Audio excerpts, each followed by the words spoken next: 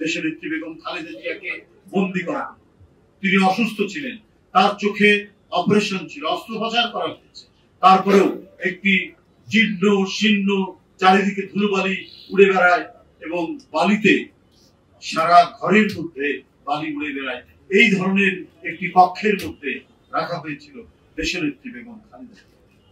তিনি যাতে আরো অসুস্থ হয়ে পড়েন, তিনি যাতে আরো বিপন্ন হয়ে পড়েন, এই ধরনের গভীর চক্রান্ত চলেছে। তাদের আন্দোলনের ফসল তারা চেষ্টা করেছে আরেকজন জাতীয়তাবাদী নেতৃত্বের প্রতীক, জাতীয়তাবাদী শক্তির প্রতীক জনাব তারেক রহমানকে শারীরিকভাবে নির্যাতন নিপীড়ন করে চিরদিনের জন্য তাকে পঙ্গু করে ফেলা। কিন্তু আল্লাহর অশেষ রহমতে তারা আজও আছেন, গোটা জাতিকে নেতৃত্ব দিয়েছে, সুসংগঠিত করেছেন এবং হাসিনার দুঃসহ দুর্বিসহ তার যে স্বৈর শাসন, সেই শাসনের বিরুদ্ধে গণতান্ত্রিক শক্তির ঐক্য বজায় রেখে তাদেরকে লড়াই সংগ্রামে প্রবৃত্ত করেছে।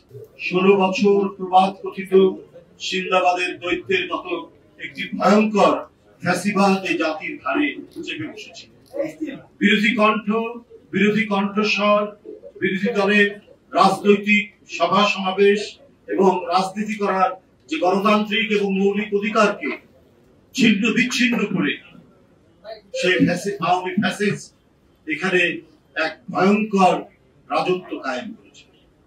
একজন ব্যক্তি তার মদগর্বী আচরণ, তার হিংসাত্মক ঔদ্ধত্য এবং নির্মম অহংকার দিয়ে দেশ পরিচালনা করেছে। আর এই দেশ পরিচালনা করতে যারাই সমালোচনার আশ্রয় নিয়েছেন, সমালোচনা করেছেন, তাদের আশ্রয় হয়েছে হয় আয়নাঘর, না হলে চিরদিনের জন্য নিরুদ্দেশ, আর তা না হলে তার লাশ পড়ে থেকেছে খাল, বিল, নালা কোন জায়গায়। ক্রসফায়ার আর গুম ছিল আওয়ামী সরকারের আমলের নিত্যদিনের সংস্কৃতি। অত্যাচার, নিপীড়ন, নির্যাতন, মিথ্যা মামলা, কারাবাস, এইটি ছিল বিরোধী দলের নেতাকর্মীর ভাগ্যের লিখন। বন্ধুরা আমার, আর এই পরিণতির চরম বহিঃপ্রকাশ ঘটেছে এদেশে কোটি কোটি মানুষের।